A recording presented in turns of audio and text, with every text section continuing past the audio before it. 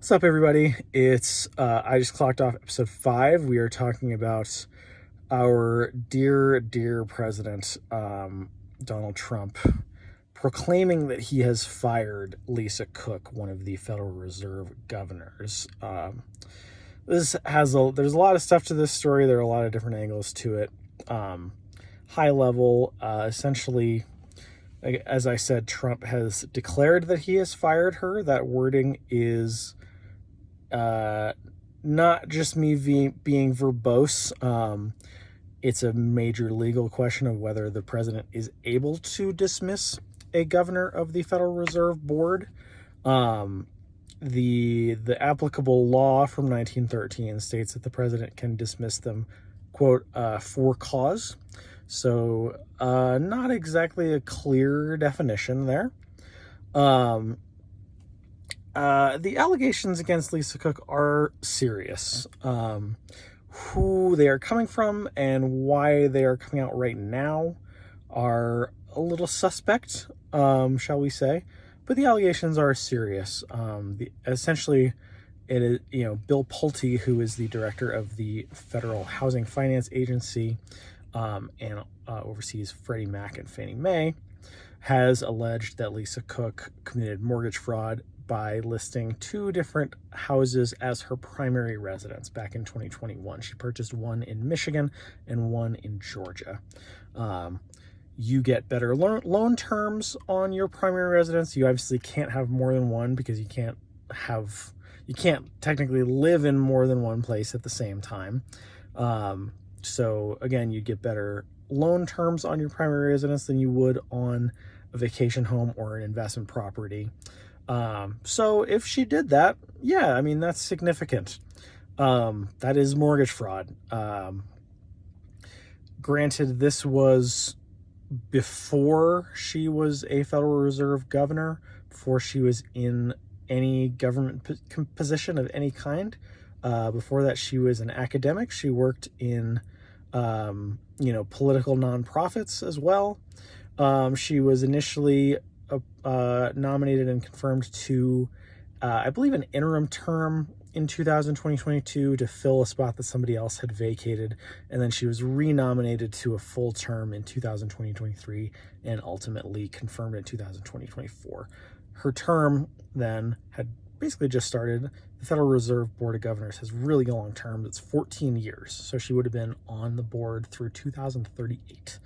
And hopefully, I guess, may still end up being on the board through 2038 if this does not go through, which I think there's a good chance of. Like I said, the statute is very, very opaque. And the reasons for this are where this story really gets interesting. For one thing, Lisa Cook is the first Black woman to ever serve on the Federal Reserve Board. Trump is obviously very anti-DEI, so I think that's part of the reason why this is happening. Why she has been scapegoated for this. I think the bigger thing, though, is economic. And there are 2 kind of dimensions to that. Number one, Bill Pulte, as I mentioned, is the director of the FHFA.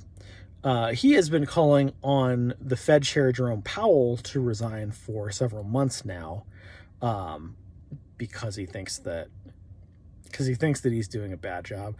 I completely disagree with that. I think since he was nominated by Trump in Trump's first term, I think he's done a fantastic job. I think he's been a great Fed chair. Pulte has his own reasons to think that. Pulte's family runs a very large home building company.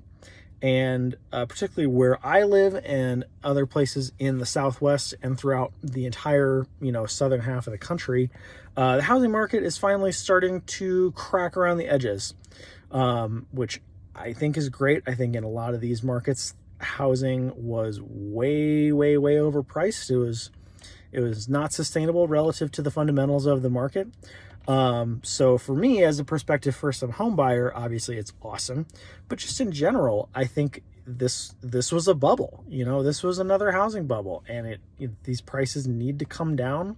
It's better that they're coming down this way rather than having another 2008 style complete crash. I mean, maybe we're going to get there anyway, but like, you know, for me at least, like, and for, you know, me and my fiance are looking at houses because they're finally in a range that we can afford. We both have pretty decent incomes. You know, we're both college educated. We have pretty good jobs.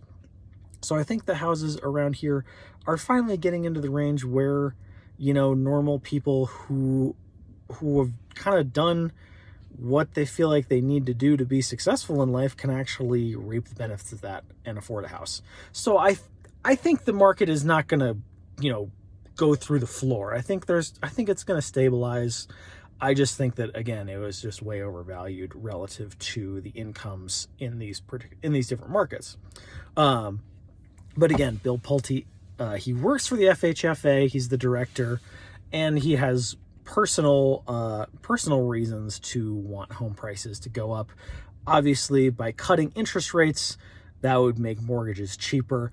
That would cause a substitution effect that would lead to home prices rebounding in all likelihood. So that's his reasoning. You know, Trump has his own reasons for wanting the Fed to cut rates. I think part of it is, I mean, just that he thinks, you know, lower rates good. Lower rates equals more growth. Good for me because I'm the president. You know, I think that, you know, I talked about this in my very first episode when I talked about the deficit myth. Interest rates have been way too low for a really, really long time. It's kind of like a rubber band that you just keep stretching out and stretching out and stretching out until it doesn't snap back anymore. You know, I think the increases in interest rates and their stabilization at their current level, I think has been really good for the economy. It's good for saving. It is not good for encouraging business investment, which I think is part of Trump's angle on this here as well, because obviously with the tariffs, he's trying to stimulate reshoring of jobs and manufacturing production. Lower interest rates would make it easier for companies to make those investments. You know, I'm not necessarily opposed to reshoring. I think in some cases it makes a lot of sense. I think it makes a lot of strategic sense for certain industries. But again, I think that just the aggregate effect on the economy of lowering interest rates again when we're still dealing with a lot of inflation, which are in large part driven by Trump's tariffs at this point, because inflation had really come down. We really had gotten the soft landing scenario that so many people thought was not possible in 2023 and 24. That actually had happened. And then tariffs have driven inflation right back up, especially if you look at producer prices. There was a big spike last quarter in producer prices. They were expected to go up about 0.2% on average, and they jumped almost a full point. So inflation is a real problem on the horizon, and I think lowering interest rates on the whole would not help with that, even if it would help with the reshoring, which has long-term value. So I think this is interesting. The last point I'll bring up, I was initially skeptical of the whole idea that Trump was, a threat to democracy. But this is an example that I think is pretty hard to ignore. I mean, the Federal Reserve was designed as an independent body. I have my own issues with the Federal Reserve, which again, I touched on a little tiny bit in my deficit myth review, but I'm sure I'll go into that in more detail because I think monetary policy is really interesting. So I'm sure I'll talk about that more in future videos. So yeah, I don't think the Federal Reserve is a perfect institution by any means, but it's independent for a reason. The Federal Reserve Board of Governors should have a partnership with the president, but the president should not be able to stack the board willy-nilly with their own supporters. So I think this is a real separation of powers issue. I have faith that that Lisa Cook will be reinstated or not allowed to be fired, whatever the correct terminology may be. But we'll have to see. This could take a long time to get sorted out, and it could be a really big question mark. So again, you usually won't hear me defending the Federal Reserve, but I really hope that she stays in her position and that the Federal Reserve holds strong on its current policy position.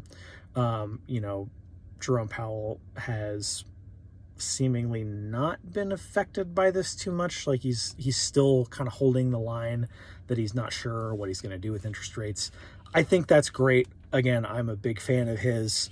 And I really hope that Lisa Cook stays in her position and the Federal Reserve maintains its autonomy, because its mission is not perfect, but they've got to be allowed to do it if this is going to work, is my point.